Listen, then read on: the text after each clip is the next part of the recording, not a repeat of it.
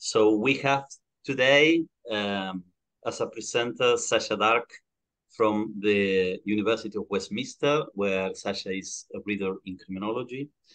Sacha has been working for a long period on prisons in Brazil and have published quite a lot, including a very, very important book in the social studies of prisons in Latin America, published in 2018, titled Conviviality and Survival. And he has produced many works on different topics related with prisons, particularly in Brazil.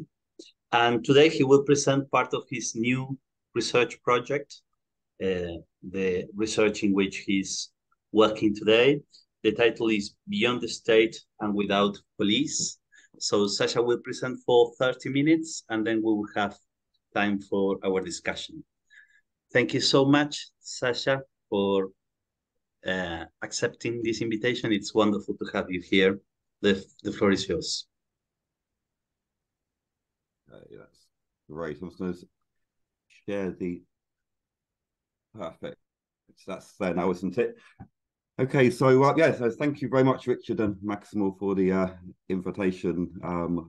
It's a real privilege for me to be speaking today. So I've made slight changes to my abstract. After Maximal said, could I put in how Brazilian APAC prisoners manage conflict? I thought the how required me to change slightly the abstract. So I'm just going to read it very, very quickly. Okay, so Brazilian APAC prisons operate at a distance from the state and without correctional officers. In contrast to northern community prisons, APAC prison inmates not only oversee daily routines, but also disciplinary and internal security procedures. Of particular interest from decolonial southern and interpretivist criminological perspectives, APAC prisoners are tasked with managing conflict. Housekeeping powers and responsibilities are formally devolved to APAC prisoner councils as part of a wider focus on civic responsibility and community living. I think I can add to that dignity and harmony. The main subject of this paper is conflict management, more specifically the question, who decides when and how to intervene? It's based on fieldwork at 2 prisons in the southern state of Paraná in 2022. Central to the fieldwork findings was the importance most participants attached to those in positions of authority managing conflict without gossip or prejudice and through conscientization, orientation, opportunity, and dialogue. I'm putting these words in inverted commas because sometimes words don't perfectly translate into English from Portuguese, especially as the way that my participants used them. Okay, so I've got lots to describe, so I've decided to read. Otherwise, it'd be very difficult for me to get this done in half an hour. And I'm going to keep the theory in the background. And I hope in the discussion people can give me some advice on the theory. And I've got lots and lots of photos on all of my slides, which I won't have time to go over individually. But again, in the discussion, I'll be happy for people to ask me to return to them. Okay, so as Maximal introduced me, I've been researching social order in Brazilian prisons since 2008, so for 15 years now. Mostly I've focused on the state-administered common prison system, which is so poorly resourced that staff rely on prisoners' families to provide essential goods such as toiletries, medicines, clothing and bedding, and on prisoners organizing into collectives to manage daily life in the cell block wings. And for these reasons, I describe Brazilian prisons as co-governed and Brazilian prison order as co-produced. So among the housekeeping roles played by Brazilian prisoners, I'm most interested in how they collectively, through their representatives and through overseeing what they describe as ethics or discipline or rules of procedure or rules of conviviality, manage interpersonal and community conflicts. In the past few years, I've extended my research on Brazilian prison order to the role similarly played by inmate organisation at dozens of radically different community prisons, fully or partly staffed by local voluntary sector organisations, legally constituted to construct and operate prisons, or statutory community councils, which are independent organisations legally constituted at judicial district level to monitor and provide additional services to prisoners. So with these prisons, order is co-produced through the medium of officially constituted prisoner councils. Powers and responsibilities are formally delegated by prison managers as part of a wider focus on human dignity, harmony, and civic responsibility. So my research focuses on Brazil's oldest and largest community prison model, the so-called APAC system. And due to their operational distance from prison authorities, I conceptualize these community prisons as self-governing, for the prisons themselves, the whole prison as self-governing. So my interest in studying APAC prisons dates back to 2010 when I visited APAC de Nova Lima in Minas Gerais, so a state in the south of Brazil, during my first exploratory trip to the country. And in 2012, I returned to Minas Gerais for the APAC movement's 40th anniversary conference. And I stayed in the administrative block of its flagship prison, Itaúna, during a 3-week period. Besides attending the conference, I spent time observing and talking with prisoners and staff about their daily routines and responsibilities, interspersed with days out visiting other APACs in the surrounding area. So I slept there in the administrative block of the prison during these 3 weeks. Well, it's horrible to see these pictures and thinking how much I've aged in the last 12 years. Okay, so in this paper, I explore the self-governing nature of APAC prisons with reference to 3 short but intensive periods of fieldwork that I completed between February and September 2022 at 2 of these institutions, APAC de Barracão and APAC de Toledo, in the southern state of Paraná.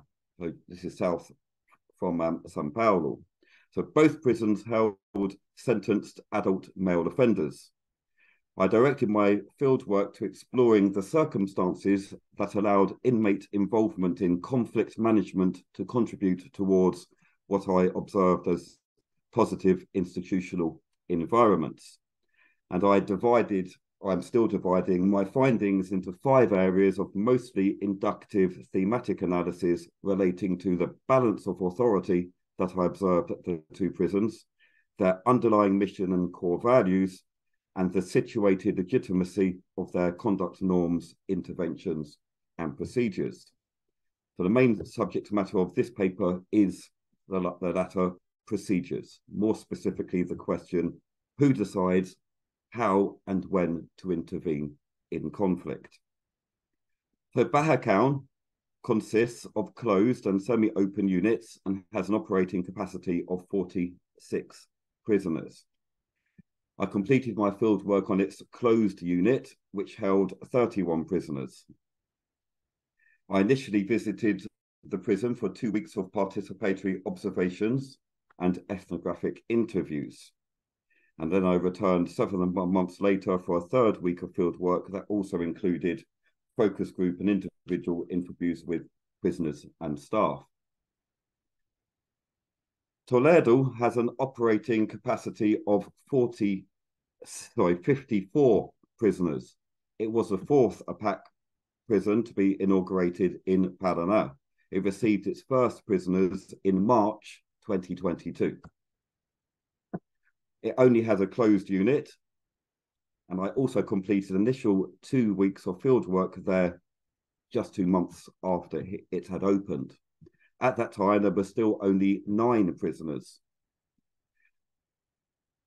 And these 9 prisoners included 3 of my original participants in Bahacão, where they had been sent from a common prison in Toledo to learn about the APAC system and prepare for their responsibilities as Toledo's first prisoner council.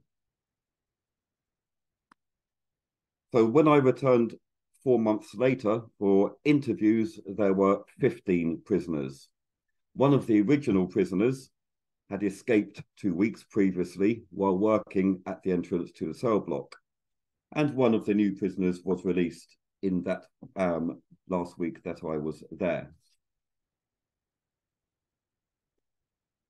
So Brazil's first APAC prison was inaugurated in the town of São José dos Campos in the state of São Paulo in the 1970s by a Catholic correctional group led by Municipal Council Administrator Mario Ottoboni.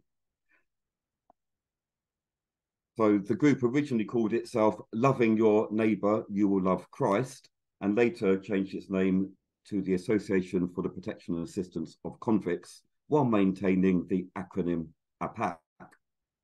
A second APAC, as it also called its prisons, opened in 1985 in the town of Itaúna in the state of Minas Gerais. The original APAC closed in 1999, and no other APACs were inaugurated before 2005. So the APAC system has accelerated since. There are currently 69 APACs and 6,702 APAC prisoners, which includes 6,035 male prisoners and 667 female prisoners. APACs do not employ correctional officers or other state servants. They do not accommodate pre-sentenced prisoners and do not receive prisoners directly from the criminal courts. They consider applications from prisoners held in closed units who have served 6 months or more of their sentence, and they prioritize prisoners who have been incarcerated the longest.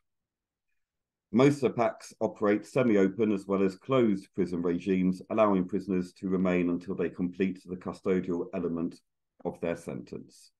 They are usually funded by state prison authorities, local state prison authorities, but in a significant recent development, 6 APACs open in 2022 with federal funding, and this included Toledo. So APACs are officially run according to a methodology originally devised by Ottoboni in the 1970s and published after he established a voluntary sector regulatory body, FABAC, the Brazilian Fraternity for the Assistance of Convicts, in 1995. FABAC was given legal status by Minas Gerais state judicial authorities in 2009, after it moved to the town of Itaúna. Ottoboni was Director General of FABAC until his death in 2019. APACs are designed to operate with minimal interference from state authorities. They take the exclusionary and divisionary nature of the common prison system as their starting point and promote themselves as alternative institutions of involuntary detention that self-govern beyond the state and without police. At the entrance to every APAC is written the message, "Here enters the man, his offence stays outside." In the words of Ottoboni, prisoners are ordinarily condemned by society, and the common prison system serves as society's repository of mistrust. The APAC methodology is divided into 12 components.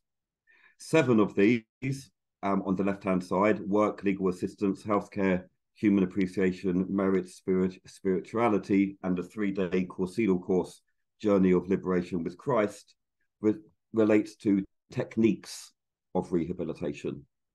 The remaining 5 components, community participation, recoverers helping recoverers, family, volunteers, and social reintegration centre, concern the channels by which rehabilitation is delivered.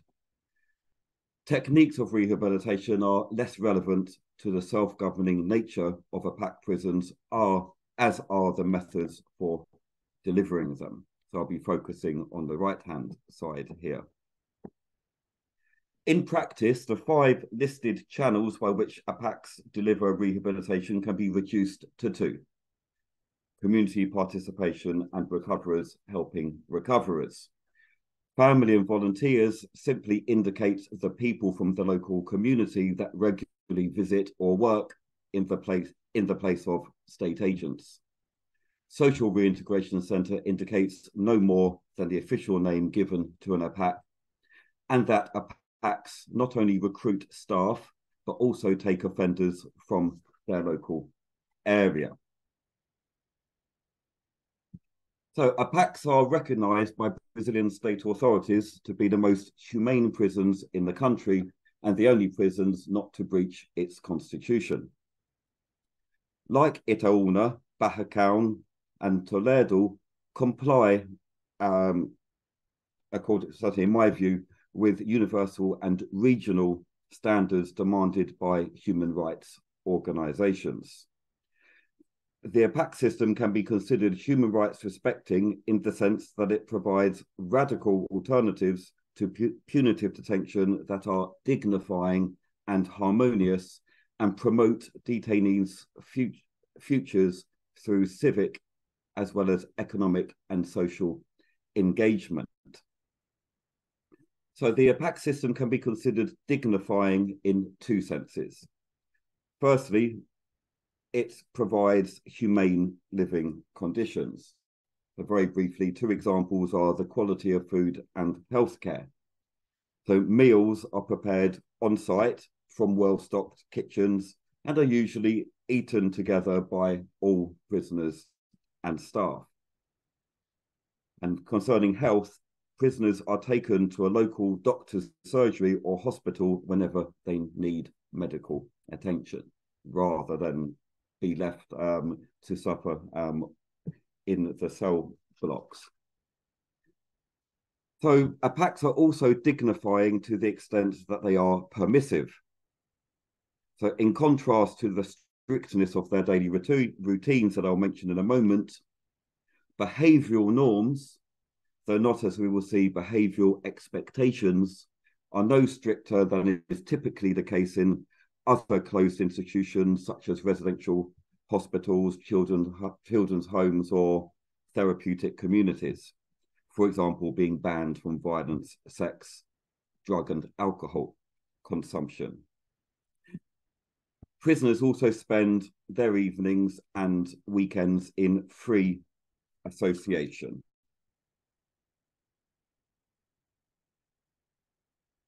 But APACs can be considered empowering in 3 ways: that they are purposeful, communal, and allow prisoners to maintain better levels of contact with the outside world.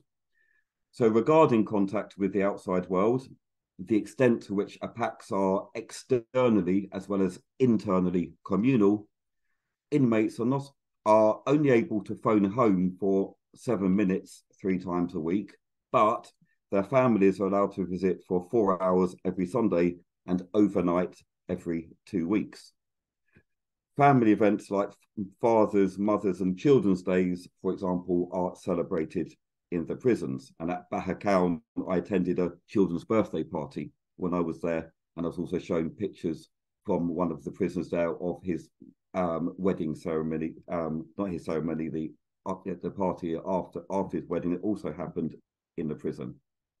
So the APAC methodology also promotes contact with the outside world in a second sense that is both civically and socially engaging through what it describes as community participation. So to fulfill their mission to operate at a distance from state authorities, APACs depend on volunteers and community organisations as much as they depend on prisoners. The APAC system also promotes local community participation as a means of achieving closer proximity among prisoners and between prisoners and staff. So not only are voluntary and paid staff also required to be locals, but APACs employ people with pre-existing connections with prisoners.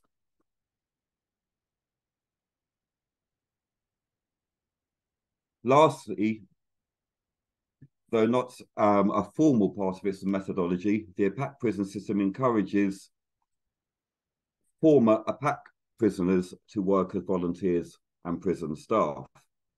So this is quite normal in Minas Gerais, where even security guards and some governors work in the same APACs in which they worked previously imprisoned. Toledo introduced a novel interpretation of this tradition that was criticized by FABAC officials.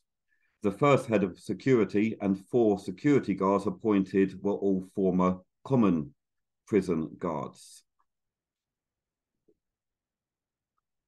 Regarding purposeful activities, APACs take full advantage of the Brazilian penal executive law of 1984, which has been interpreted by federal judicial authorities to grant remission of sentence for a wide range of activities. 1 day for each 3 days of paid or voluntary work, 1 day for 12 hours, each 12 hours of study, and 4 days for each book read and summarized to a maximum of 12 books a year. These activities are usually completed by prisoners unsupervised, because prison staff are not routinely stationed in the cell block. The APAC methodology divides its purposeful activities into 3 stages of rehabilitation or recovery, the word that they prefer to use. The first is directly related to the emphasis put on delivering rehabilitation through community participation, while the second is directly related to the emphasis put on recoverers helping recoverers. As part of the first stage of rehabilitation, prisoners are not so much offered but required to participate in a strict timetable of work and other activities that includes waking up at 6 a.m. and starting work at 8 a.m. 6 days a week. And this focus on discipline or structure, a word that the prisoners tend to prefer to use, continues throughout a prisoner's sentence. They also encourage work therapy centered on the production of crafts, and though not officially part of the methodology, most APACs also require prisoners in closed conditions to engage in music and singing. And as part of its third stage of rehabilitation into the wider community, APAC prisoners are entitled to skilled work, though as in the common prison system for prisoners in closed conditions, this largely depends on companies setting up prison workshops or on prisoners securing jobs outside.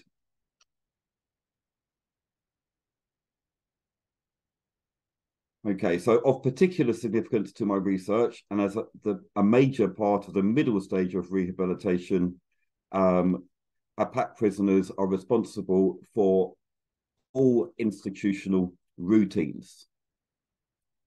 And most important to my research, APAC governors appoint an inmate president on each unit to form a Sincerity and Consolidarity Council, the CSS, to oversee all activities in the cell block. So these include maintenance and leisure activities, work, education, and the distribution of medicines and circulation of money related to the purchase and sale of artwork and confectionaries. CSS members also searched their peers in the presence of security guards when they leave or return to the prison, for example, for work or for medical treatment. And CSS presidents convene weekly prisoner council meetings, which are supposed to be managerial and therapeutic, but in practice serve as a forum for voicing complaints. CSS presidents also recommend prisoners with clean disciplinary records to work as auxiliaries to security staff. These prisoners carry keys and take shifts at the internal gates.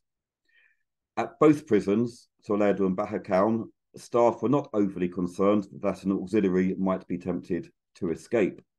The prisoner who had escaped from Toledo between the 2 stages of fieldwork was regarded as having betrayed the belief that alongside respect and equality, were regarded as core values that were afforded to prisoners.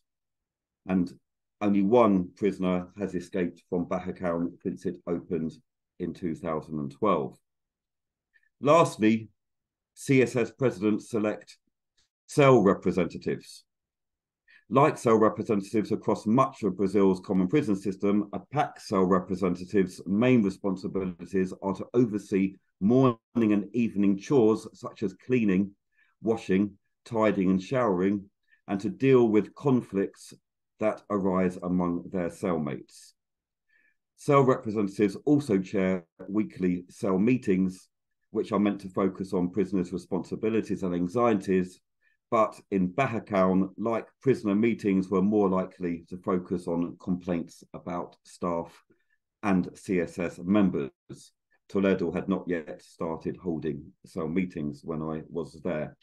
Cell representatives meet once a week with the CSS. So most controversially, and the main focus of my research, the CSS is tasked with managing conflict. They officially do so through operating a disciplinary system to deal with minor misconduct. Offenders may be given a verbal warning or written reprimand in place of a disciplinary sanction. APAC does not technically limit the number of verbal warnings that may be given for minor offences, but lists recidivism, confession, adaptation. New prisoners serve a minimum of 3-month probationary period, and the circumstances surrounding the offence as aggravating and mitigating circumstances. Minor sanctions become spent after 30 days. A first offence attracts a penalty of 1-day loss of association. A second offence within 30 days results in a week's loss of association. The penalty for additional offences within 30 days is another week loss of association plus phone calls. APAC prisoners do not play an official role in judging alleged breaches of medium or serious offences, but APAC requires them to separate the people involved, take them to their cells and gather verbal witness testimonies to report to the head of security. Offenders may have their rights to association or family visits indefinitely restricted. They may also be sanctioned with up to 10 days cellular confinement. So remember, this is not the prisoner council who will be applying these more serious penalties, but they will always advise on what they think should be done, and their views are generally taken into account by the official disciplinary committee. In fact, I would argue that they're nearly always accepted by the disciplinary committee. So serious offences include physical violence and escapes, possessing drugs or alcohol, assisting people to self-harm, using cells for intimate visits, and not treating your peers or their visitors with courtesy and respect. Judicial agreements may be sought to confine a prisoner to their cell for up to 30 days or to transfer them back to a closed unit in the common prison system. While medium and serious offences are judged by the prison's disciplinary committee, CSS decisions on minor offences can also indirectly result in a prisoner receiving medium or major disciplinary sanctions. According to APAC, a prisoner accused of a 5th disciplinary offence of any severity within 30 days or within 3 months of receiving a medium level sanction must be tried under major disciplinary offence procedures. All unspent convictions for minor offences are displayed on a board in the communal area of every APAC prison. So what I'm emphasising in these pictures I have here is actually, in my view, how little how rarely conflicts end up resulting in official sanctions being used. So the first photo taken in Itaúna in 2012, only one resident had a yellow point, which means minor sanction, registered within the last 30 days. That was when I was in Itaúna in 2012. and 12. The second picture, in the women's prison down the road, women seem to be a little bit more disciplinary in the way they were approaching each other, but still only one prisoner had received their second sanction within that month. And again, when I spoke to the women there, there was no folklore there of women being expelled from the prison for reaching this point of what they call a red card offence. So you have a red ball there, or a black ball, sometimes they use instead. Okay, the third is from Bahakaun, when I went there in February 2022. There, 2 residents had achieved black point status, which meant they had got there through multiple minor offences. A huge point to say here is that when I went back 6 months later, they were still there. They had now got past this point and they were now officially rehabilitated. I won't have time to go over the story, but both of them got themselves in major trouble after that for many things. And everybody was just ignoring, making sure they weren't sent back to the system. Okay, and the last one is from Toledo. Okay, so this is from when I was there, when it only been open for 2 months, when there were only 9 prisoners, and actually only the 3 at the top who had been to Bahakaun were in the theory able to be sanctioned officially there. I won't have time maybe in questions, but there's lots of informal sanctioning going on in the background, including with some of these people. Okay, I'm almost there. So few of the prisoner participants in my study at Bahakaun and Toledo considered FABAC's rules to be excessive. This is a really important point. Okay, especially those rules that required prisoners to respect one another. Most emphasised that although there was less suffering and reason for tension in APAC than common prisons, it remained equally important for conflicts to be quickly prevented and resolved. As they always said to me, it's impossible to avoid people who you have issues with in a unit of 20 or 30 prisoners. And even the most minor of interpersonal frictions, as they call them, can escalate and become a problem for the coexistence of the wider community if they're not dealt with as quickly as possible. So besides respecting each other as equals, it was deemed necessary by my participants to respect each other's opinions, to respect each other's professional spaces, and to respect each other's personal spaces. And prisoners who would arrive from the collective wings, i.e. the gang wings, were most vocal in this regard and openly criticised inmate councils for not being tough enough, often being too scared to intervene and deal with conflict. At the same time, however, everyone insisted their peers' futures should not be delayed by resort to punitive sanctions. Some referred to a commonly used expression in FABAC literature that the role of the inmate council was to promote the recoverer's walk, not to promote itself. Everyone expected the council to deal with conflicts quickly, but few thought conflict should often be formalized and taken to the office without a minimum of 2 previous warnings. To do so, they said, would be seen as disrespectful and gossip. So in 2012, I was struck by the infrequency by which FABAC's prison rules were enforced in Itaúna and the other prisons I visited. But 10 years later, when I went back to Bahakaun and Toledo, expecting to see more use of these official punishments, I was shocked to see how little they were used.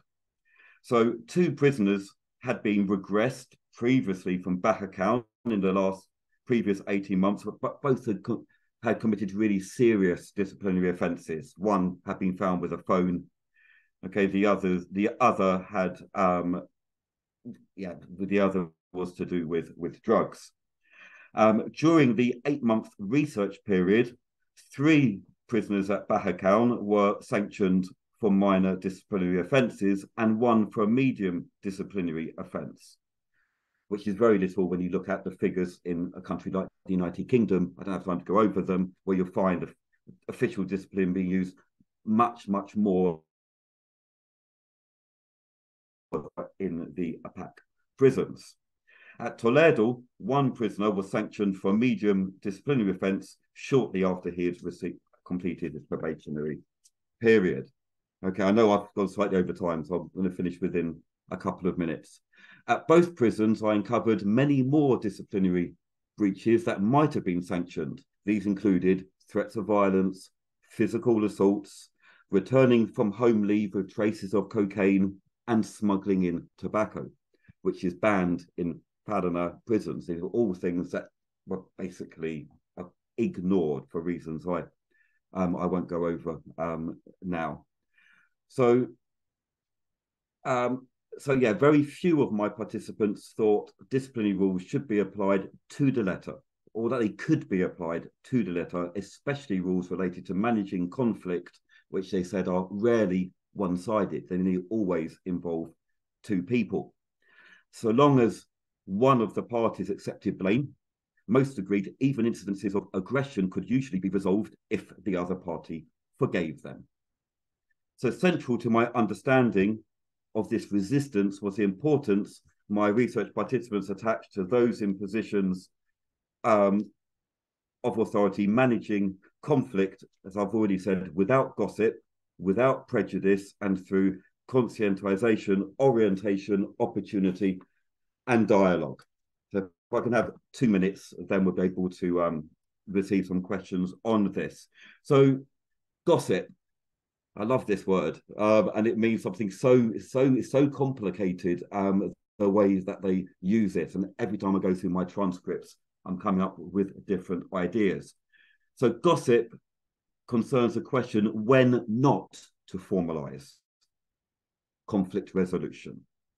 So there were 3 reasons why people feel you generally shouldn't formalize, send to the office conflicts, resolution of conflict. Firstly, because, and most importantly, because there are things that the community should resolve, things that should stay within the community, because these are conflicts between individuals in a community, or conflicts, one person who's causing a problem for the wider community. We know how to deal with these conflicts. Why are you going to send it to an illegitimate authority who doesn't understand what is going on? Why are you, as they said, why are you going to jump the hierarchy?